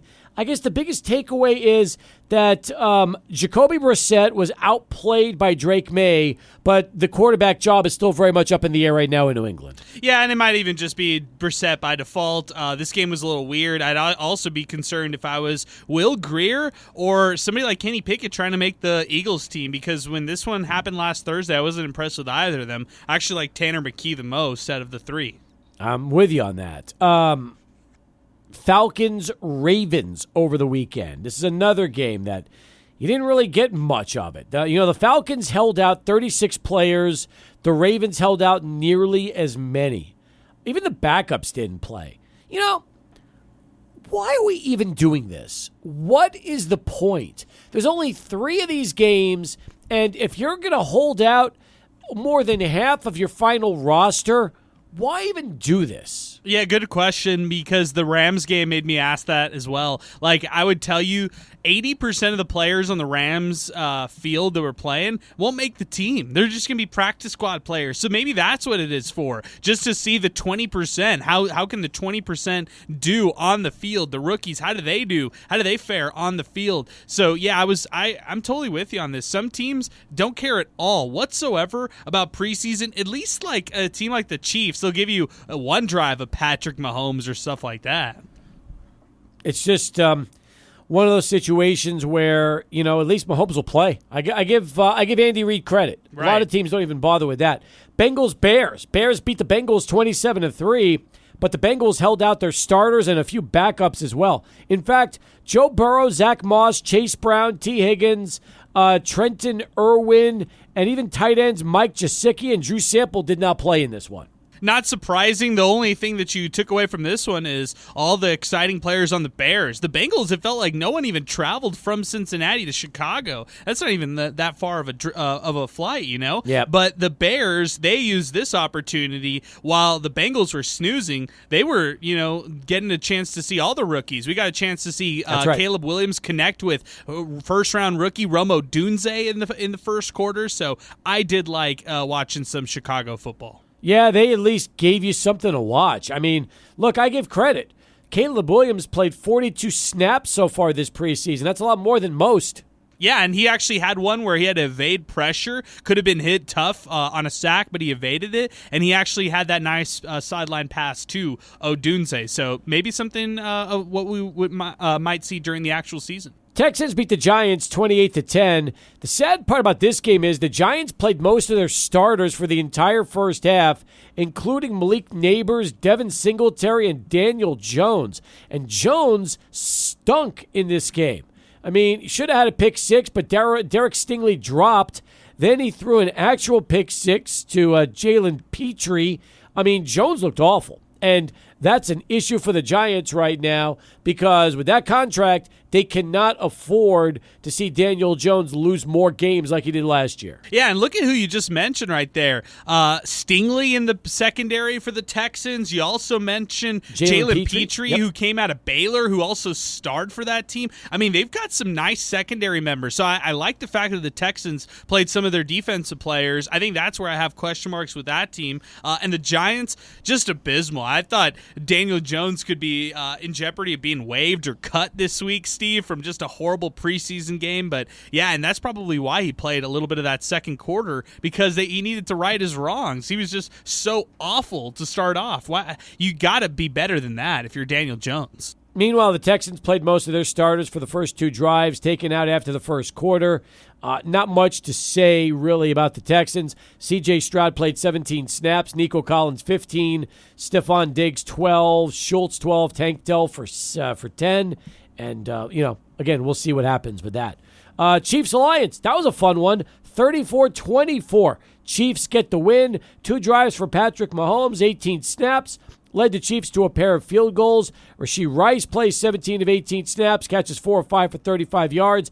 Xavier Worthy, 18 snaps with Carson Wentz, the 22-yard touchdown. I mean, I give Andy Reid credit. He plays his units. He's not going to tell Patrick Mahomes you can't play. You know, the best part about this game was getting a chance to watch Patrick Mahomes do that behind-the-back pass. Yep. I really like that one right there. But also the worst part about watching this game was having to see Carson Wentz again, man. How many times do we have to see this iteration of him as a backup to realize, like, this guy is just not that good in this league? No, that's true. And yet I just wonder, maybe Kansas City is the perfect place for him to be a backup quarterback. Yeah, just as a low-risk, high-reward backup there. Right. That makes sense. And the Lions played nobody. They basically sat their entire team. I wonder if Hendon Hooker for the Lions actually makes their team. He was somebody who they brought onto the team and had high hopes for coming out of Tennessee. I don't know if he actually makes a roster spot or not, so let's see what happens. Vikings beat the Browns 27-12. Both teams rested nearly all their starters and some key backups. So again, it's tough with these games. It really is difficult.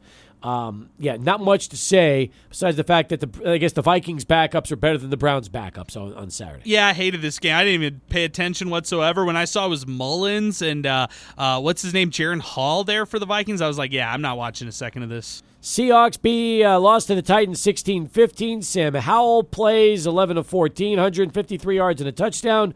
Also took a couple sacks and fumbled for Seattle. For Tennessee, Malik Willis gets the start, 12 of 16, 116 yards, 1 pick, 4 carries for 30 yards. Again, I guess this is a QB2 battle in Tennessee. What we can say about this game is that UTEP's own Tyrese Knight shined. He had the most tackles of anybody in this matchup right here for the Seahawks, 8 total tackles and a tackle for loss. On the tackle for loss play, it was a simple running back sweep. Tyrese Knight sniffs it out right away and then gets the tackle for loss. And it's like exactly what he did at UTEP. He would sniff out these screen plays, sniff out the runs, and be there to stop those. He blew that guy up up on that pass. And by the way, Tyreek Knight played almost the whole game. Yes, yeah, they threw him out there. They even threw him out there on special teams, which Tyreek Knight didn't have an opportunity to do that when he was at UTEP, but yeah, he got a chance to do it with the Seahawks. Cards lose to the Colts 21-13. I guess the story in this one is a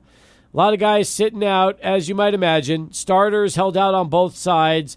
I guess if you want to see something good about this, well, Tyler Goodson split work with Evan Hull at running back for the Colts. Trey Sermon's out with a hamstring injury, so who knows who's going to get the number 2 job there. For Arizona, Troy Benson, the rookie, got most of the early carries, and then he was taken out 9 carries, 43 yards for the Cards. And there is still some excitement about Trey Benson if you're playing fantasy football in a dynasty league and you want a rookie running back to get excited about. Yeah, maybe even you look at a deeper player in some of the running backs that were shown in that game as well.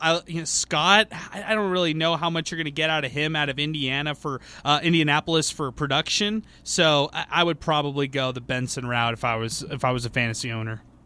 Commanders lose to the Dolphins 13-6. If there's one good story here, both teams played starters in this one. Jaden Daniels looked good too. 10-12, 78 yards, 2 carries, 13 yards. Got a pair of field goal attempts. And he was named the starting quarterback today by Washington. So you said a lot of nice things about the Commanders. I'll say a lot of mean things about the Dolphins. They are ridiculous, man. How they evaluate quarterbacks throwing Mike White and Skylar Thompson, I get it. Those guys have had NFL starts under their belt, albeit it's been a while, or irrelevant starts for that matter. Why not just give a practice squad player like Gavin Hardison at least a shot in these preseason games? If you're not going to care at who's quarterback for you, if you're the Dolphins, Mike White, Skylar Thompson, I can't stand those guys. I'd rather watch Trace McSorley, who is slinging it for Washington, than either of those guys. By the way, do we know for sure is Hardison signed to the practice squad? No, but he was waived from their team. I still know that he is living in the Miami area in case they need him. Oh, so he could be a practice squad guy when it all comes down. I think his practice squad doesn't actually get finalized until the final roster cuts have been made, so that's probably what he's waiting on. In a real exciting game, Bills beat the Steelers 9-3 in Pittsburgh. Buffalo starters played the first 3 drives. Then they came out of the game. Mitch Trubisky came in for resting Josh Allen. As far as Pittsburgh goes, Russell Wilson and a lot of other starters played 5 drives, 20 plays, 4 punts, and a missed field goal. Wilson was sacked 3 times, 8 of 10 for 47 yards in this one. Justin Fields played the rest of the game after Wilson, 11 of 17, 92 yards, also 8 rushes for 42 yards for the Steelers. Hey, look, good outing for Justin Fields. If I was ready to say this in March, I'm ready to say it now, and I'll say it probably for the whole season. I'm just not in on Russ whatsoever. I think it's over for Russell Wilson. As far as Justin Fields, is he an upgrade? He's kind of an upgrade compared to Russell Wilson. I'd go with Fields over Wilson if I had to make the decision. We'll keep going around the NFL for week 2 of the preseason. You want to weigh in, 505-6009. You can tweet us at 600 ESPN El Paso, and also our free app where you can enjoy the show and chat with us in real time. Let's go back to Charlie 1. He's standing by with his traffic update. Even the El Paso Metroplex, we're not doing too bad. We don't have any crashes going on right now. But there are closures going on tonight, and I'm talking about, first of all, the Montana westbound and eastbound lane closures between Hawkins to Airway. Another closure that goes on is I-10 westbound between McRae and Com. They got a visit lane closures. Another closure that goes on Montana eastbound closure from George Dieter to Lee. So caution in these areas. And Leo's Restaurant, 7520 Rincon. Thank you, original family since 1946. Famous for tortilla soup, offering Mr. T specials, and of course, we're family owned and operated. Leo's Restaurant, 7520 Rincon. Charlie 1600 ESPN El Paso. Electric stove, or do you have a gas stove? I think it's a gas stove. What do you mean you think? You've never used it? No, I do use it. There's a really simple answer. One has a flame that comes out from under it. That one. And then the other is like it gets red because there's electricity underneath it. Usually you can tell between an electric stove and a gas stove. Okay. You're right. You got me. It's a gas stove. But you haven't used it much. Hold on. I know I use it every day, but it requires electricity. Because the little spark goes click, click, click, click, click. That's electric. So for example, I'm saying this because when When Wait a my minute. power's gone out, it won't. My gas stove won't work because the starter. You should need a starter. You should just have. Why don't you just turn your? So wait a minute. You're telling me you don't just turn the burner, and when you turn it to a certain thing, it lights, and you don't have to use a push button starter? It's almost like a gas grill, if you will. It literally has a button that you press that goes. It's. Why? I don't know, man. What the heck? Adrian, help me, man. Your mic is off the whole time. People don't even understand this, but every time I start, I can't stop. Every time I'm starting to laugh, I'm looking at Adrian, and he's just completely like he's losing it in the back. He's smart. He keeps his microphone off, unlike me, where I should just turn my mic off. If I was in your seat, Steve, I would also do the same. I would turn my mic off because I'd be cracking up over everything he'd be telling me right in front of me. Yeah. So you're saying that you have to push a button to turn your gas stove on. Yeah. There's like a lighter button. Yes. And that's electric. Yes. It requires electric current. So yes, it's happening where I lose my power. I go to try to turn on my stove. Can't you just turn on the gas and then the gas light will a match? Use a lighter? Yeah, just use a lighter. You don't have to. You don't have. You probably burn your house down, but I mean, you could. You seriously, you probably would. It's but most people would just go that direction. So, all right. So you have an electric ignition for a gas stove. Yes. But no, look. Let me tell you guys this. First time it was just the fish sticks. Next day I was trying to make fries, and everything was going out on me. And the problem was I had one bout of fries already going, and they were finishing up. The thing is, I had already cut up a bunch of other potatoes.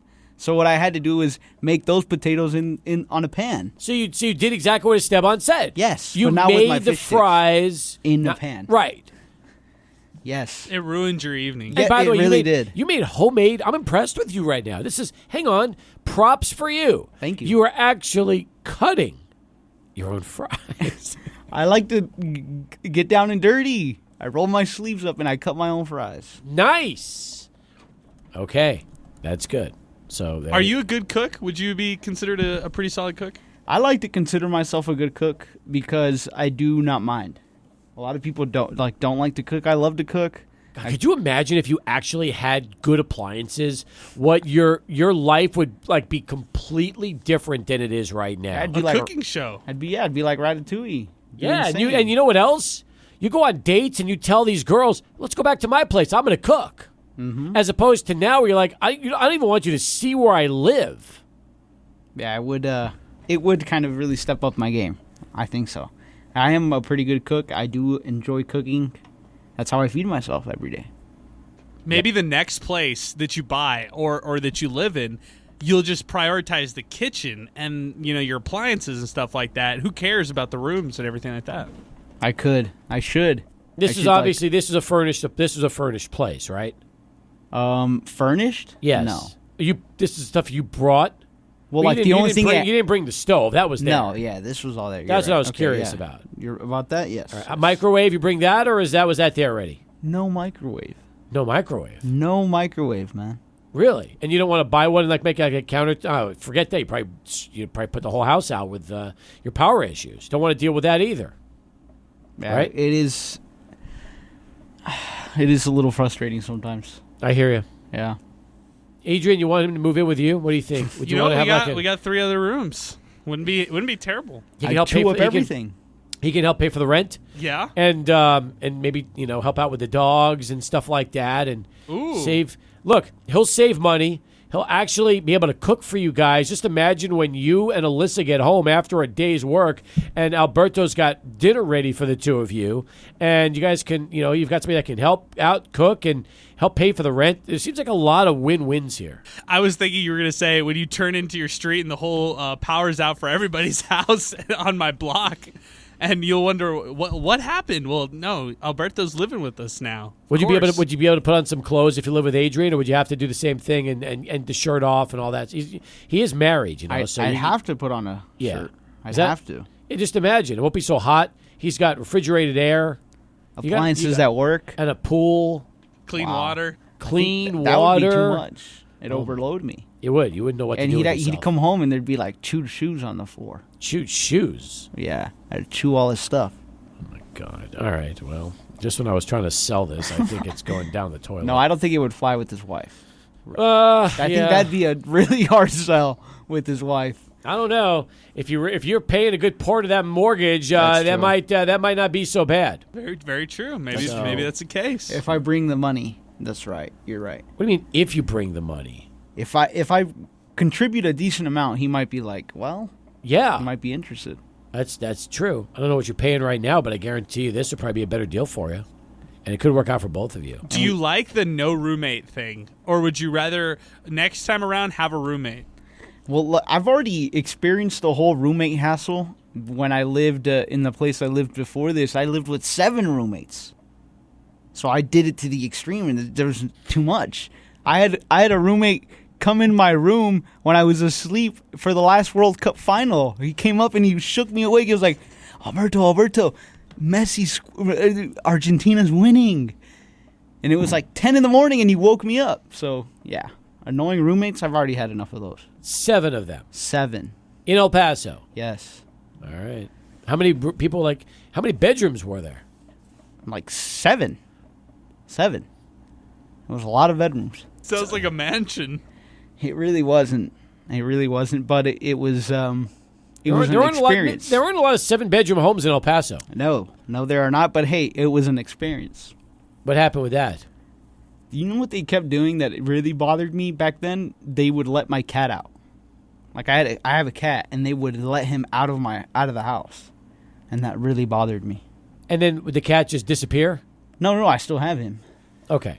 But you're upset that they didn't just let the cat stay in the house. Yes, but because back then he was an inside cat. Oh, okay. So it would bother me to come home and my cat's not home. So that was the deal breaker for you. Yes. Was the fact that you would not get to see your cat, and then the cat when would I just come home. Yeah. Yes. But the cat always found his way back. Yeah, and he does now too, because now he lives outside. Okay. So yeah, but. Had another question, unrelated to Alberto this time around. Eddie called in and wanted to know how former Miners are doing in the NFL. That was the question he asked. I'm interested in this because there's quite a few former UTEP Miners in the NFL right now, including Nick Needham. I know he's played a little bit in Miami. What's the scoop on Needham right now? You know, he was also coming back from that injury, Steve, and they also drafted at that position too. I didn't even check the stats or anything like that on the defensive side for the Dolphins. I'm doing so right now to see if he popped up with any tackles or anything like that. I know over the weekend, Zuri Henry played for the Patriots, so that was big for him. But yeah, I'm looking at the list right here for the Dolphins on defense. Needham had 2 total tackles. He had a tackle actually 1 pass deflection too. So that's pretty promising for somebody who's been in the league for now his 6th season. That's pretty cool for Nick Needham. Yeah, we want to make sure Nick's going to stay in this rotation and get an opportunity. And he's been a fan favorite out there in Miami. So that's good news. Number 1. Obviously, you talked about Tyrese Knight. Tyrese has been great. He was terrific against the Titans. And then Jacob Cowing had a nice game this past week. Yeah, he led the 49ers, Steve, with 4 catches, 51 receiving yards. Big day for him for the 49ers. That's impressive right there because to be a receiver that stands out in a preseason game means you have to do some good things. And Jacob Cowing, he's always doing good things. And meanwhile, what are you hearing about Zuri Henry and Elijah Klein? Well, Elijah Klein has a legit shot to make the roster and be the backup guard for the Buccaneers on both sides, left and the right side of the ball, which is impressive. He's got that versatility to him. So Elijah Klein can legitimately make the team. Zuri Henry is still question mark right now. He's trying to make the team. He's trying to make the final roster here for the New England Patriots, but he got a good amount of snaps that he had under his belt in this past preseason game. All right, good stuff, folks. Again, that comes via Adrian's post at 600 on Twitter and X, which is at Adrian Broadus. Chuco Wayne checks in with this. Thank you, Alberto. I tune in to KRD for all things sports, and now to listen to your latest adventure. Man, that's a nice the losing nugget. Power. Yes. I'm glad we can all. It's like comedic relief to us all. I'm glad. Well, you were fired up when you got here. Let's not lie. I can't repeat what you said when you first arrived, but you were a little hot about what you've been dealing with these last couple days. It was definitely a little frustrating. Yeah, well. Definitely. Do you feel almost therapeutic talking it over on the radio show? Sometimes, yeah. Yeah. Most of the time, I feel good about it. That's good. We have us laughing. You always make us laugh, which is nice. We appreciate that. We need that sometimes. Laughing is the best form of therapy out there. You know that, right? That's true. Okay. More in a moment, but we are at the bottom of the hour. Let's go to Adrian and get one last Sports Center update. As we keep things moving here on Sports Talk, 505-6009, our telephone number as we continue here on the show. Wow. 3 extra bedrooms? You have that's a lot of extra space for you out there, Adrian. 3 bedrooms. I know. We got some room. You need to maximize that opportunity and help yourself out on these on this monthly mortgage. So we've got 2 other dogs though, Steve. They might get a little jealous if we fill one of the rooms. That's true. And then the cat is the other issue. Oh, actually, I like the cat idea. That would make my wife very happy. She's really wanting a cat to add to our 2 dogs right here.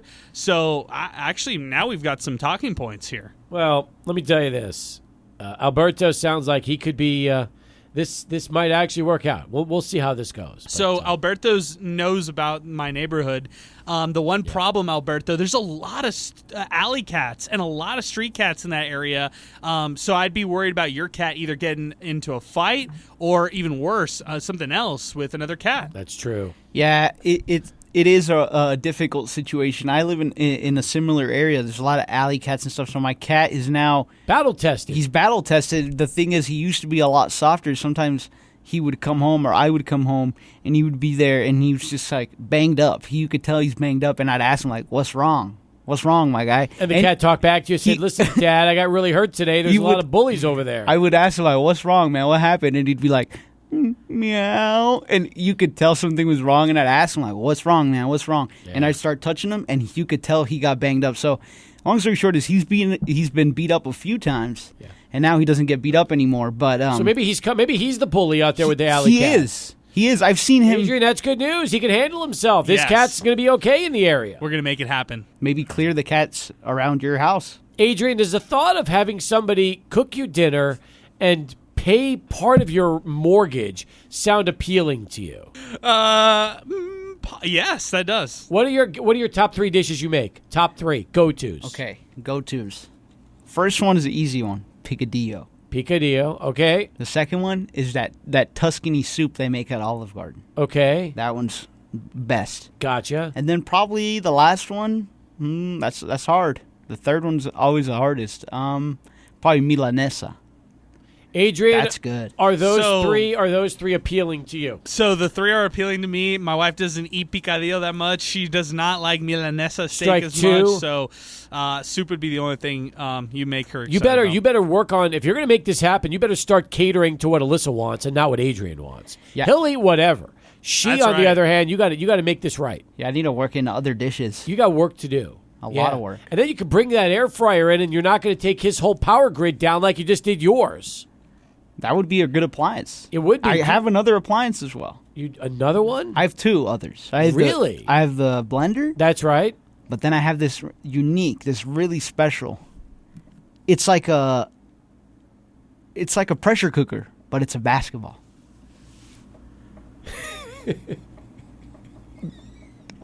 That's what I have. A pressure cooker that's a basketball. Does it have a scoreboard on it? Like, is where the time should be instead? No, it's just like literally a basketball, and the top comes off. It's the best.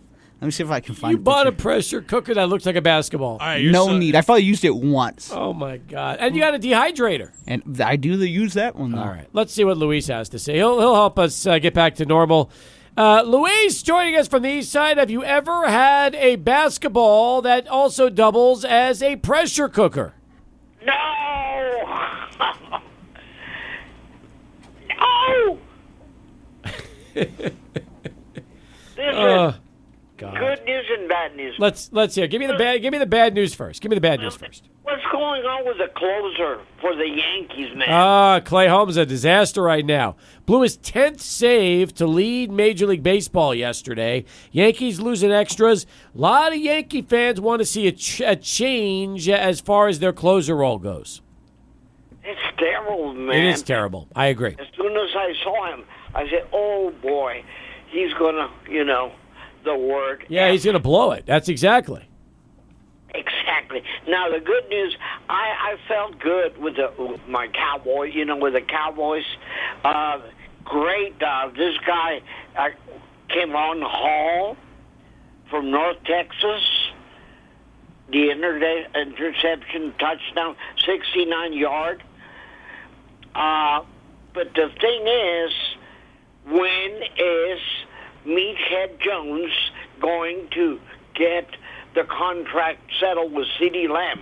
Tell me. That's the million-dollar question. I wish I had an answer for you on that. I do not know when Meathead is going to get that contract done. It's a good one, and I'm kind of interested on that as well. Now, what did you like? Did you like anything that you saw from the Cowboys yesterday, last night? Yeah, I like that 66-yard field goal. That's what I liked. Woo! That was awesome, man. Kid's got a great leg. Great leg. I invite you three gentlemen, Steve and the other two gentlemen, to try Leticia's beautiful Letty, my wife, her chile con carne. Oh. But her chili, not anyone will take it. I mean, that is super hot. Are you okay with chili? I am. When you say spicy hot, it sounds like this will definitely do some damage. Am I correct? Yes, that's an understatement, but it is delicious, Steve-O. Okay, I got to give that some thought then. I will give that some thought. Her chili sounds amazing. We better get together, and I want you to see my albums, my trading cards. I'm very proud of them. I need to make a trip over to the family's house, check you guys out, and we'll do that. Maybe we'll broadcast live from your house one of these days. Love you, man. You too, Luis. Take care. Thanks for the phone call. 41 past the hour as we continue here on Sports Talk. All right, we've got 20 minutes to go. We'd love to get more phone calls in as we wind things up on the big show and get more of your comments. As we've gone through the NFL now, we've talked UTEP. We've talked everything. And by the way, good news. Joe Golding is back from Kuwait. This was a week-long trip, and now he's back, and we're going to get the lowdown on that later in the week. Plus, we're going to also hear from Ben Wallace later this week, Lane Frank. We got a lot in store for you. It's all coming up right here. 600 ESPN El Paso.